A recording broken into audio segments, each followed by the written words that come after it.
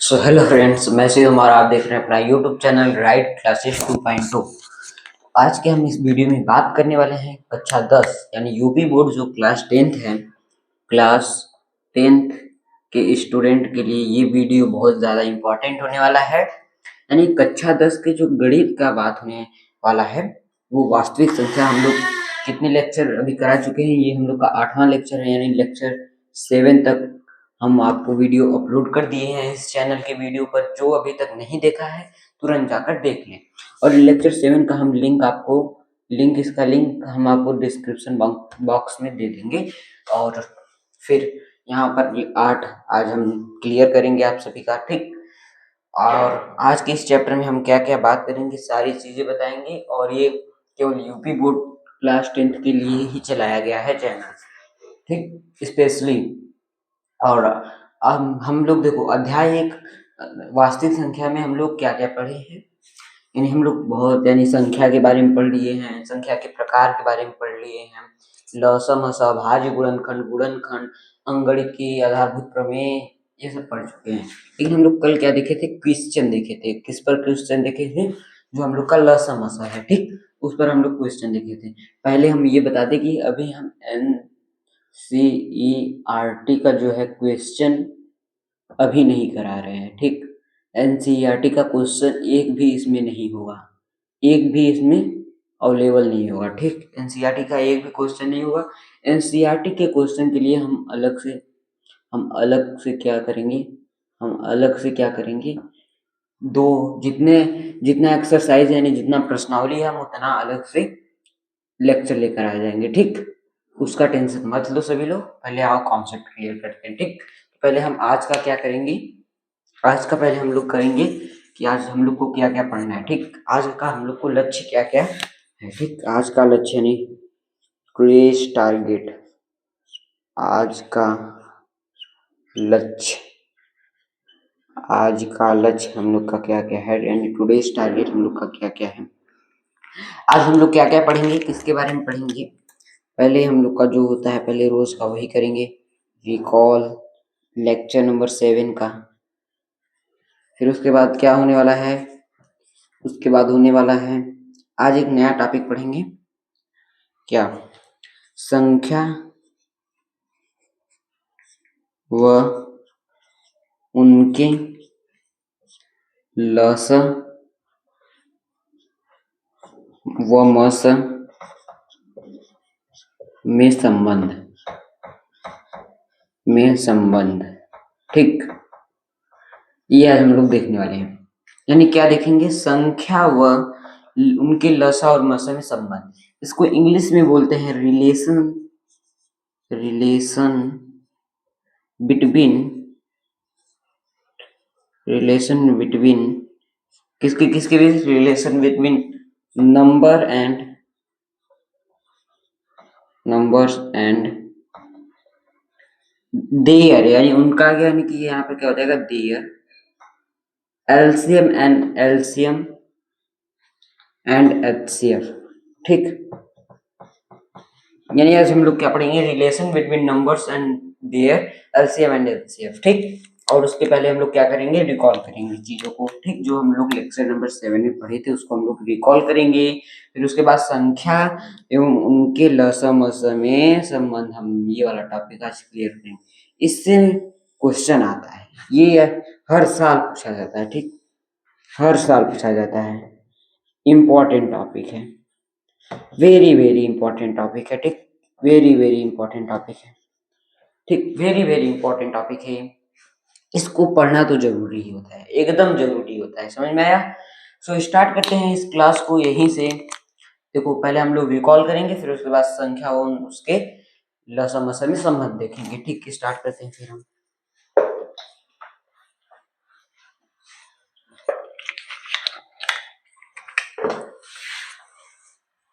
Lecture number 8 को आज हम लोग क्या करेंगे, स्टार्ट करेंगे गणित के, ठीक। ये कौन सा लेक्चर है हम लोग का, लेक्चर नंबर 7 है, ठीक। यहाँ पर लिख दे रहे हैं। पहले हम लोग रिकॉल करेंगे, उसमें क्या क्या पढ़ेंगे। रिकॉल में हम लोग क्या करेंगे, रिकॉल। रिकॉल हम लोग क्या क्या चीजें करेंगे, देखो रिकॉल में हम लोग करेंगे एलसीएम क्या होता है और एचसीएफ, बस इन्हीं दो चीजों को, एलसीएम और एचसीएफ।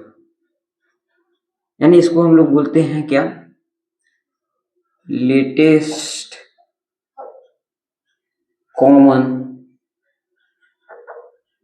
फैक्टर, ठीक, और multiple, sorry, latest common multiple, multiple, यानी इसको हम लोग बोलते हैं लघुत्तम समापवर्तक, लघुत्तम समापवर्तक, ठीक, लघुत्तम समापवर्तक।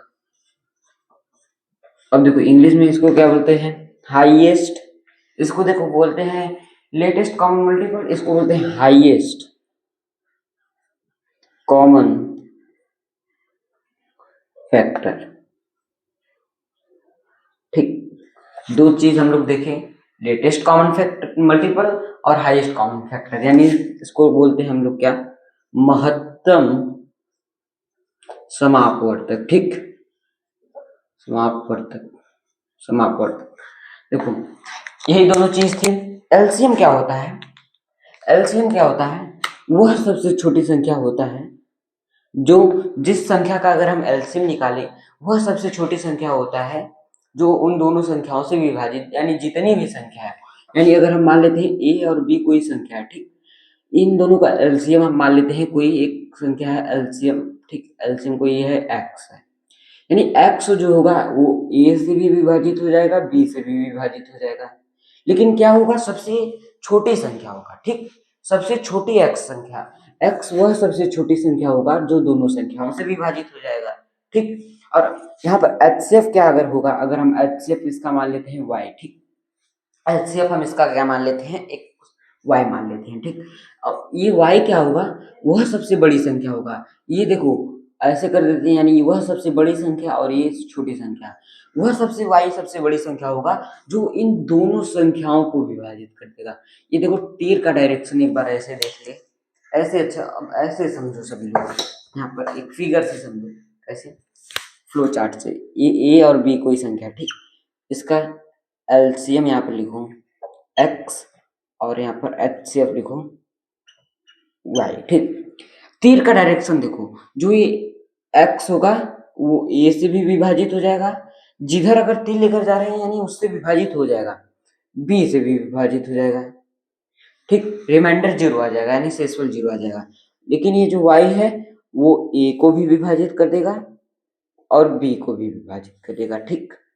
ये बातें क्लियर है, यानी क्या कर देगा, ए और बी जो है, ए और बी है, उसका अगर हम एलसीएम निकालें तो ए और बी दोनों को भी, दोनों से विभाजित हो जाएगा, ठीक, और ये जो होगा वाई दोनों को विभाजित कर देगा। इतना बात समझ में आई एलसीएम एचसीएफ से, इतना बात समझ में आई एलसीएम एचसीएफ से। अब हम एक एलसीएम एचसीएफ निकालते हैं पहले, फिर उसके बारे में आगे देखेंगे हम। एक पहले हम लोग एलसीएम निकालते हैं, एलसीएम और एचसीएफ, एलसीएम और एचसीएफ, ठीक, एलसीएम और एचसीएफ। किन किन संख्याओं का अगर हम एलसीएम एचसीएफ निकालें, एक अगर हम मान लेते हैं एलसीएम और एचसीएफ किसका किसका, 12 और 21 का, ठीक, छोटी संख्या है, ठीक। इसका हमको क्या निकालना है, पहले हम लोग एलसीएम निकालेंगे फिर एचसीएफ निकालेंगे, दो चीज हमको निकालना है, एलसीएम और एचसीएफ, ठीक। अगर हम एलसीएम का बात करें, एलसीएम का बात करें, यहाँ पर पहले हम क्या बनाएंगे, अभाज्य गुणनखंड का एक हम क्या बनाएंगे, पहले ये वाला चार्ट बनाएंगे अभाज्य गुणनखंड के लिए। यहाँ पर लिख सकते हो क्या, अभाज्य गुणनखंड,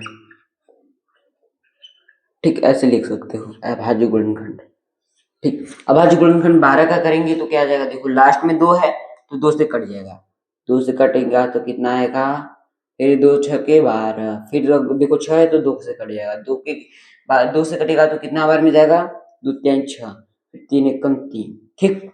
अब 21 है, अब इसको हम कितने से विभाजित करेंगे, लास्ट में 1 है तो 2 से विभाजित नहीं होगा, हम किससे विभाजित करेंगे, अब 3 से करेंगे, 2 1 3, 3 से कट गया, 3 7 21, फिर 7 से कट जाएगा 1 आ जाएगा, यानी हम यहाँ पर बोल देंगे कि 12 बराबर क्या हो जाएगा हमारे पास 2 गुणे 2 गुणे 3 और 21 बराबर क्या हो जाएगा 3 गुणे 7। अब हम इसका पहले एलसीएम निकालेंगे। अगर हम पहले इसका क्या करेंगे एलसीएम निकालेंगे। एलसीएम निकालेंगे तो क्या होगा हमारे पास एलसीएम पहले निकालेंगे यानी जो हम लोग को कॉमन दिखेगा 3 उसको हम लोग लिख लिए 3 एक बार लिख लिए। अब जो कॉमन नहीं दिख रहा है उसको हम लोग लिख लेंगे 2 नहीं दिख रहा है 2 नहीं दिख रहा है 7 नहीं दिख रहा है यानी 2 नहीं दिख रहा है 2 नहीं दिख रहा है 7 नहीं दिख रहा है। ठीक, अब देखो हम यहाँ पर क्या करेंगे 3 दुना के 6 दुना के 12 सते 84 84 हम लोग का क्या हो जाएगा एलसीएम हो जाएगा 84 हम लोग का क्या हो जाएगा एलसीएम हो जाएगा। ठीक, 84 इतना बातें तो हम लोग पहले से जानते हैं। अब हम एचसीएफ के लिए क्या करेंगे यानी मसा के लिए एचसीएफ के लिए। अब देखो यहाँ पर क्या क्या कॉमन है 3 बस कॉमन है। यहाँ पर इसमें क्या है 3 कॉमन है तो हम यहाँ पर लिख देंगे कि 3 यानी हम लोग का एचसीएफ जो आ जाएगा हम लोग के पास कितना आ जाएगा 3। यहाँ पर एलसीएम कितना है एलसीएम यहाँ पर कितना है एलसीएम यहाँ पर है हम लोग के पास 84 और एचसीएफ है 3। ठीक, अब देखो एक चीज आती है यहाँ से समझो एक चीज आती है अगर हम इन दोनों का गुणनफल कर दिए अगर हम इसको गुणा कर दिए तो क्या आएगा 84 गुणे 7। अब पहले करते हैं हम पहले यहाँ पर एलसीएम गुणे एचसीएफ हम यहाँ पर करते हैं कितना आएगा 84 गुणे 3। ठीक, करेंगे तो कितना आएगा 3 चौके 12 1 8 त्रिक 24 24 से 25। ठीक, इतना आ गया। ठीक, 8 त्रिक 24 24 1 25 यानी हम लोग के पास इतना गुणनफल इसका आ गया। अब हम संख्याओं का गुणनफल देखेंगे यानी हम ए इसको मान लेते हैं एक संख्या है अब बी इसको मान लेते हैं एक और संख्या है यानी ए और बी का हम गुणनफल कर लेते हैं। क्या आएगा ए और बी का गुणनफल यानी 12 गुणे 21। अब हम 12 का गुणे 21 करेंगे तो 12 एकम 12 12 दूना 24 1 25 12 एकम 12 ऐसे। ठीक, 12 एकम 12 12 दूना 24 1 25। हम यहाँ पर देख रहे हैं कि जो हम लोग का एलसीएम आ रहा है जो हम लोग का एलसीएम और एचसीएफ का गुणनफल आ रहा है और जो दोनों संख्याओं का गुणनफल आ रहा है दोनों क्या हो रहा है बराबर आ रहा है। यानी हम लोग क्या समझे कि यहाँ पर देखो एचसीएफ का और एलसीएम का गुणनफल जो आएगा हम लोग का वही हम लोग का दोनों संख्याओं के गुणनफल के बराबर आ रहा है। यानी चीज हम लोग समझ गए यहाँ पर क्या हो रहा है कि ये दोनों क्या हो गया हम लोग का इक्वल आ रहा है इक्वल आ रहा है। ठीक, यानी बराबर आ रहा है। अब हम दूसरा एग्जाम्पल लेते हैं कि बस इसी में हो रहा है कि और किसी में भी हो रहा है। दूसरा लेते हैं। अब यहाँ पर देखो ये हम ले लिए इसमें दोनों तो इक्वल आ रहा है। अब हम दूसरा चेक करते हैं कि देखिए उसमें सही आ रहा है कि नहीं। अगर उसमें सही आएगा तो हम इसको एक जान जाएंगे ये थ्योरी की दोनों संख्याओं का अगर हम गुणनफल कर देंगे तो हम लोग का एलसीएम गुणे एचसीएफ के बराबर आ जाएगा। पहले हम ये चेक करते हैं कि सही है कि नहीं। देखो आओ चेक करते हैं। एक हम मान लेते हैं 8 और एक हम मान लेते हैं कितना 16। अब इसका हमको एचसीएफ और एलसीएम ना इसका हमको क्या चाहिए एचसीएफ और एलसीएम। ठीक, अब देखो इसका एचसीएफ और एलसीएम के लिए हम लोग पहले क्या करेंगे अभाज्य गुणनखंड अभाज्य गुणनखंड। ठीक, पहले हम लोग क्या करेंगे अभाज्य गुणनखंड। अभाज्य गुणनखंड हम लोग पहले करेंगे कैसे ऐसे देखो यहाँ पर हम ऐसे ऐसे यहाँ पर एक में लिख दिए 8 यहाँ पर लिख दिए 16। ठीक, अब देखो इसको हम 2 से काटेंगे तो 2 चौक के 8 हो गया फिर 2 से काटेंगे फिर कितना हो गया 2 दूनी के 4 फिर 2 से काटेंगे 1 आ जाएगा हमारे पास। अब हम इसको कितने बार में काटेंगे 2 से काटेंगे तो कितना आ जाएगा 2 8 16 फिर हम 2 से काटेंगे तो कितना आ जाएगा 2 चौक के 8 फिर 2 से काटेंगे तो कितना आ जाएगा 2 चौक के 8 के बाद 2 से काटेंगे तो 2 आ जाएगा फिर 2 से काटेंगे तो 1 आ जाएगा। ठीक, इतना बात क्लियर है कि नहीं ये एक बार जल्दी से बताएंगे सभी लोग। यानी हम यहाँ पर अब क्या लिखेंगे यहाँ पर हम लिखेंगे कि ये जो 8 इज इक्वल टू है इसको हम किसके बराबर लिख देंगे और 16 के बराबर क्या आएगा। यानी जो 16 के बराबर आएगा क्या आएगा 16 के बराबर यहाँ पर देखो 8 के बराबर 2 गुणे 2 गुणे 2। ठीक, 16 के बराबर 2 गुणे 2 गुणे 2 गुणे 2 1 2 बढ़ गया। ठीक, अब हमको क्या ज्ञात करना है, पहले हम लोग एचसीएफ ज्ञात करते हैं इसका। देखो यहाँ पर ये वाला 2 इस वाले 2 के साथ कॉमन, यानी हम यहाँ पर लिख देंगे एचसीएफ। एचसीएफ जो होगा हम सभी बस कॉमन लेंगे, यहाँ पर 2 हो गया। ये वाला 2 जो होगा इस वाले 2 के साथ कॉमन, गुणे 2 हो जाएगा। ये वाला 2 इस वाले 2 के कॉमन, यानी 2 हो गया। ये 2 बच गया, इसको हम छोड़ देंगे इसमें, यानी ये कितना हो जाएगा हमारे पास 8 हो गया। यानी हमारे पास एचसीएफ जो हो गया वो 8 आ गया। अब हम एलसीएम का बात करेंगे इधर, एलसीएम का बात करेंगे, एलसीएम का बात करेंगे किसका, एलसीएम का बात करेंगे, एलसीएम, एलसीएम का बात करेंगे। क्या करेंगे एलसीएम में, वही चीज जो जो कॉमन है उसको हम लोग पहले लिख देंगे। क्या क्या कॉमन है, 2 कॉमन है, फिर एक बार 2 कॉमन है, फिर एक बार 2 कॉमन है, और ये वाला 2 यहाँ पर एक बार और लिख देंगे। इसमें कॉमन वाला नहीं रखते, यहाँ पर जो बचेगा उसको हम सिंगल में लिख देंगे। ठीक, यहाँ पर देखो क्या होगा, 2 गुणे 2 गुणे 2 गुणे 2, 2 दूना के 4, दूना के 8, दूना के 16। ठीक, 16 आ गया, 16 आ गया। हमारे पास क्या आ गया, 16 एलसीएम आ गया। ठीक, एलसीएम क्या आ गया, 16 आ गया हमारे पास। अब हम इसमें भी चेक करते हैं कि वो अप्लाई होता है कि नहीं होता है, इसमें भी चेक करते हैं अप्लाई होता है कि नहीं होता है। यानी हमारे पास ये एक हम संख्या मान लेते हैं, ये ए है और ये बी है। ठीक, यानी हम लिखते हैं यहाँ पर एलसीएम इंटू एचसीएफ, पहले करते हैं एचसीएफ। क्या हो जाएगा, एलसीएम क्या है हमारे पास, 16 गुणे 8। अब देखो ये हमारे पास कितना हो गया, एलसीएम गुणे एचसीएफ। ठीक, अब इसको अगर हम लोग करेंगे तो क्या आएगा, अब हम इसको करेंगे तो हमारे पास देखो, अब इसको हम करेंगे फिर उसके बाद इस वाले संख्याओं को भी यहाँ पे लिख दो, a into b is equal to 8 गुणे 16। दोनों तो बराबर हैं, दोनों बराबर हैं। ठीक, अब देखो यहाँ पर हम क्या करेंगे, इसको हम लोग करेंगे तो 16 अठे 112, इसको करेंगे तो 16 अठे 112, दोनों चीजें बराबर आ रही हैं। यानी हर एक क्वेश्चन में दोनों चीजें बराबर आ रही हैं, हर एक क्वेश्चन में क्या आ रही है, दोनों चीजें बराबर आ रही हैं, हर एक क्वेश्चन में दोनों चीजें बराबर आ रही हैं। तो अब देखो यही यहाँ से कॉन्सेप्ट स्टार्ट होता है कि जो हम अभी क्या लिखाए थे नया टॉपिक, वही बस बताने के लिए इतना कर रहे हैं।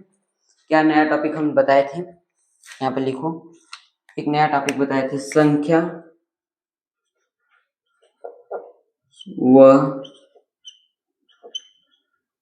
उनके लस और मौसम में संबंध, मौसम में संबंध। ठीक,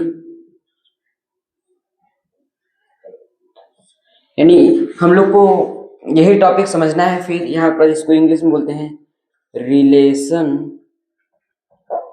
बिटवीन, रिलेशन बिटवीन किसके किसके बीच का, number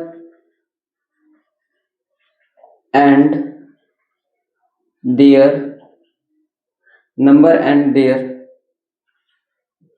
number and their LCM and HCF. ठीक, यही चीज हम लोग को समझना है। क्या समझना है, संख्या और उनके लसम असम में संबंध। ठीक, relation between number and their LCM and HCF. ठीक, यही दोनों चीज को हम लोग को देखो समझना है। कैसे, हम लोग क्या समझे कि जो संख्या है, ठीक, दो संख्या, यहाँ पर हम लोग इसमें क्या मेनली पढ़ेंगे, दो धनात्मक पूर्णांक के बारे में पढ़ेंगे। दो धनात्मक पूर्णांक होना चाहिए, अभी समझा रहे हैं धनात्मक पूर्णांक। धनात्मक पूर्णांक का मतलब कि धनात्मक संख्याएं आएंगी। ठीक, दो धनात्मक पूर्णांक आएंगी, यानी कि दो के अलावा संख्याएं नहीं होना चाहिए, ए बी के अलावा सी नहीं होना चाहिए, ए बी बस संख्या है। अगर हम मानते हैं कि एक संख्या, यहाँ पर लिखो एक संख्या, एक संख्या अगर हम मानते हैं क्या, यहाँ पर लिखो एक संख्या हम मानते हैं ए, दूसरी संख्या, दूसरी संख्या क्या हम मानते हैं बी, तो फिर एक संख्या हम मान लिए ए और दूसरी संख्या बी, फिर हम यहाँ पे लिखेंगे कि ए बी का लसन, यानी कि हम ऐसे डायरेक्ट लिख ले रहे हैं LCM A B HCF AB, ठीक ऐसे।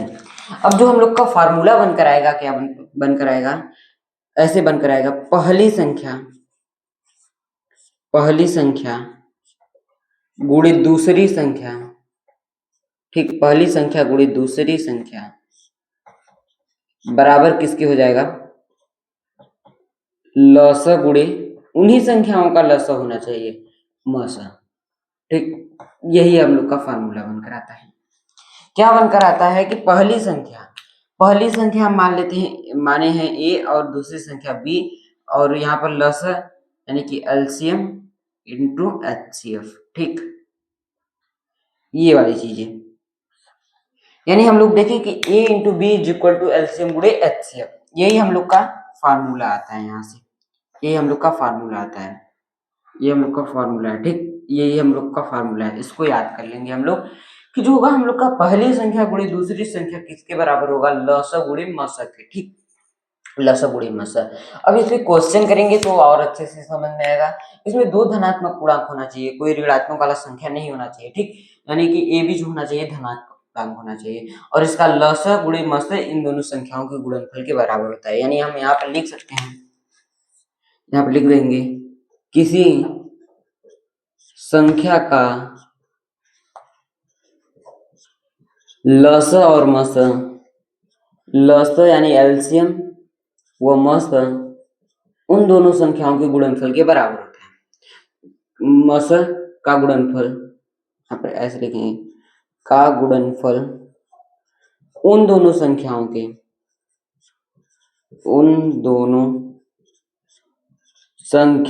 गुणनफल उन दोनों संख्याओं के गुणनफल के बराबर होता है, ठीक, के गुणनफल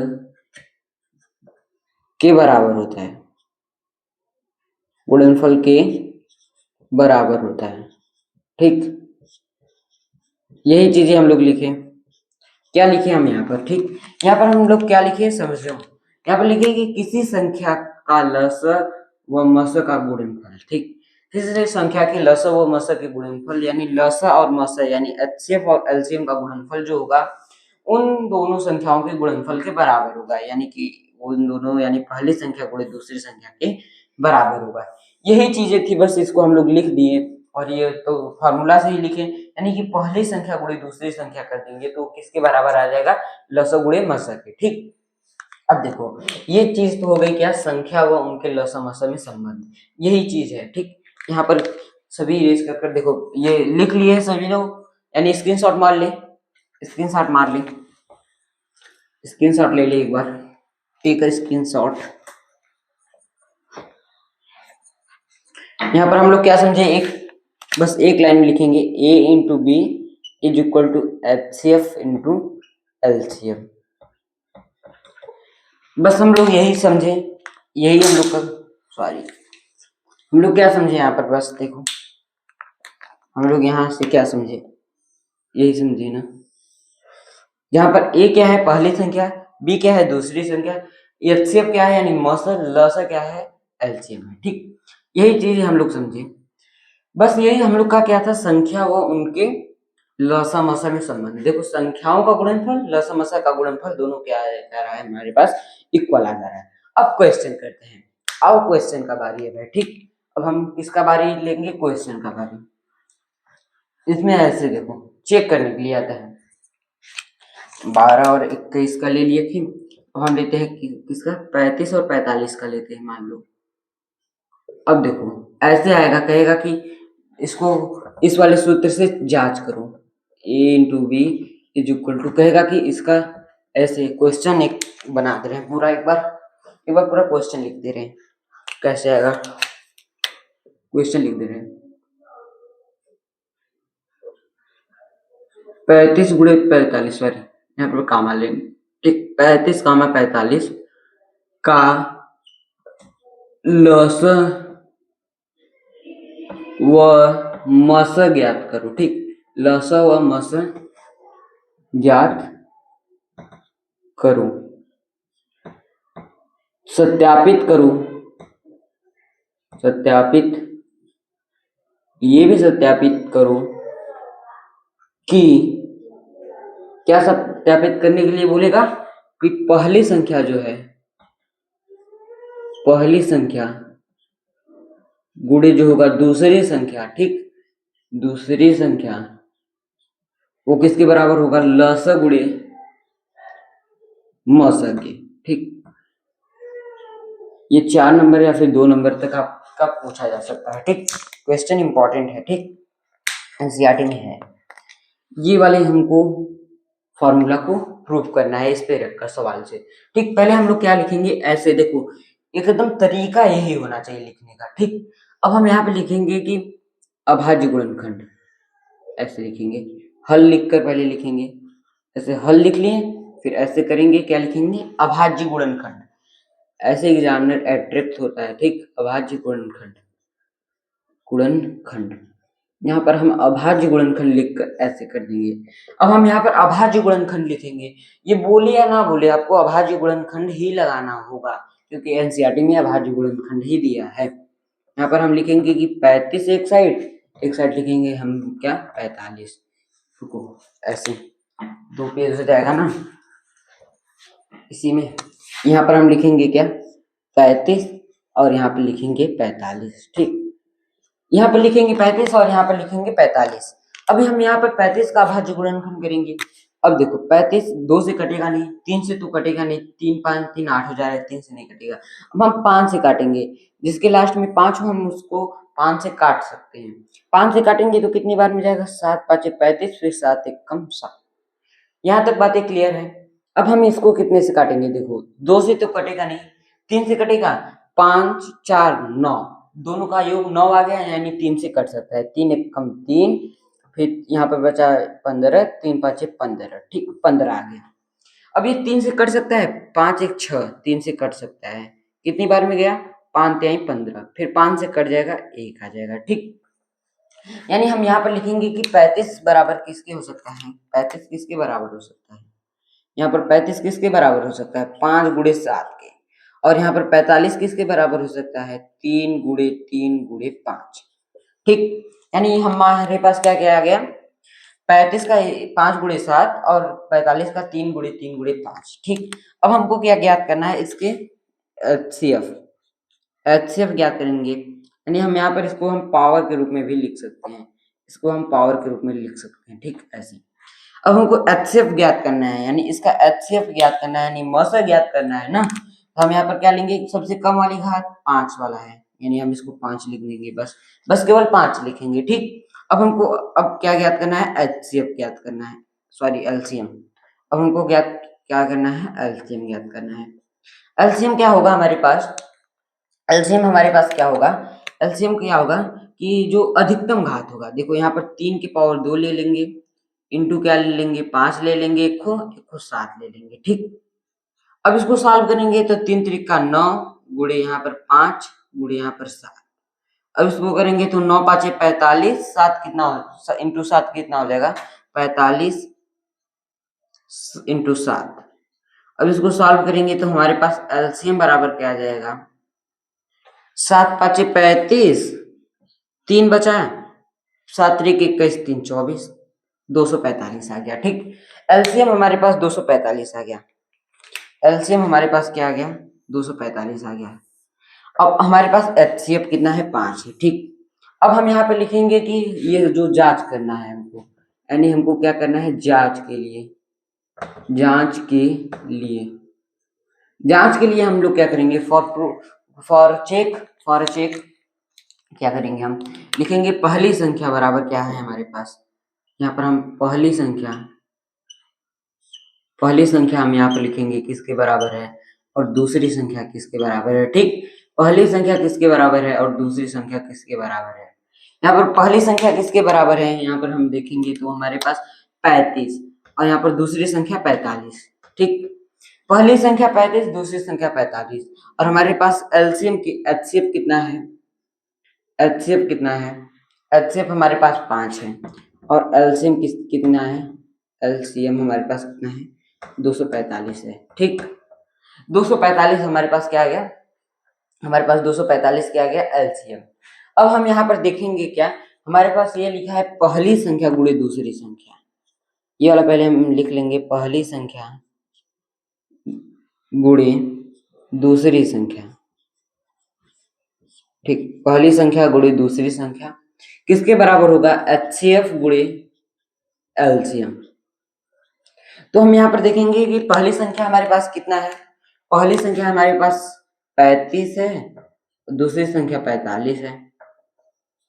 ठीक, पहली संख्या 35, दूसरी संख्या 45 किसके बराबर? HCF हमारे पास कितना है? 5 है, और LCM कितना है? 245।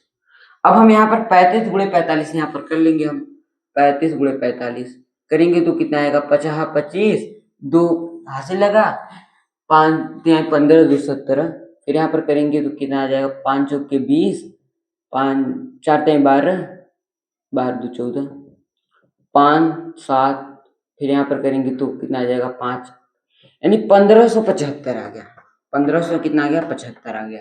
1500 कितना आ गया? 75 आ गया। ठीक, 1575 आ गया।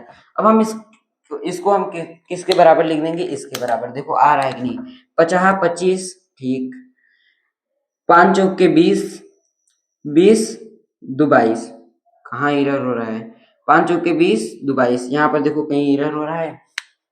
50 25 45, 45 और 35 में एक बार फिर से देखेंगे हम लोग। 50 25 को हम कितनी बार लिख दिए? 2, यानी 5 चौके 20 2 22। ठीक, कोई दिक्कत नहीं है। 5 3 15, सॉरी यहाँ पर एरर हो रहा था ना, रुको यार थोड़ा सा। 5 3 15, 1 4 3 12 13। यहाँ पर एरर नहीं हो रहा है, कहाँ पर एरर हो रहा है? 5 चौके 20, 50 क्या था? 25, 25 2 22, 5 चौके 20। कहाँ एरर हो रहा है? यहीं कहीं एरर हो रहा है क्या?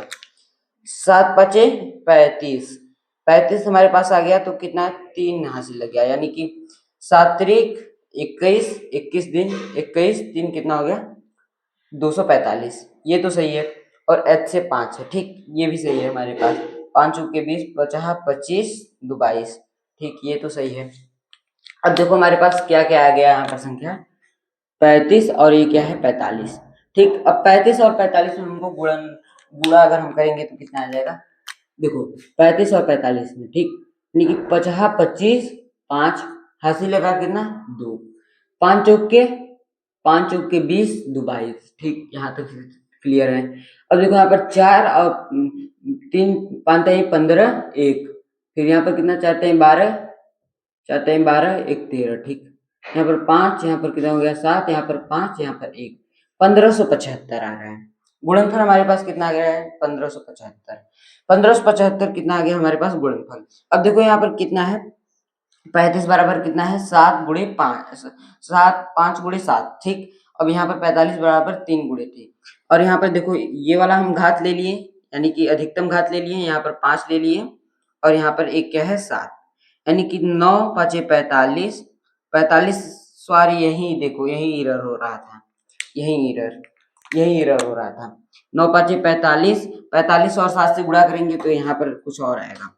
7 5 35, 35 और 3, 7 चौक 28, 3 31, 315 आएगा। ठीक, यहाँ पर एलसीएम एरर हो रहा था हम लोग के पास, क्या?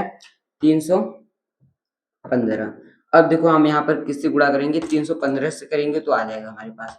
315 से गुणा करेंगे तो कितना आएगा? 50 25 हासिल लगा कितना? 2। फिर 5 1 5 2 7, 5 3 15। दोनों बराबर आ गया कि नहीं? दोनों बराबर आ गया कि नहीं? बस यहाँ पर थोड़ा सा एरर था, यानी यहाँ पर हम लोग 35 कर दिए थे। 9 5 45 होता है। ठीक, अब देखो यहाँ पर हम लोग का बराबर आ गया, तो हम इसको क्या लिखेंगे कि RHS बराबर LHS। ठीक, यही लिखकर हम लोग कह देंगे कि प्रूव्ड। ठीक, प्रूव्ड हो गया। यानी ये वाला सवाल आ सकता है बोर्ड एग्जाम में, और बहुत इंपॉर्टेंट है। और यहाँ पर बस थोड़ा सा एरर हो रहा था, वो हम सही करा दिए हैं, और सभी सही है। सब बराबर आ रहा है, यानी सही। अगर यहाँ पर बराबर नहीं आएगा तो सही नहीं होगा। यहाँ पर देखो बराबर आ गया, यानी सही है। तो क्लास को एंड करते हैं फिर।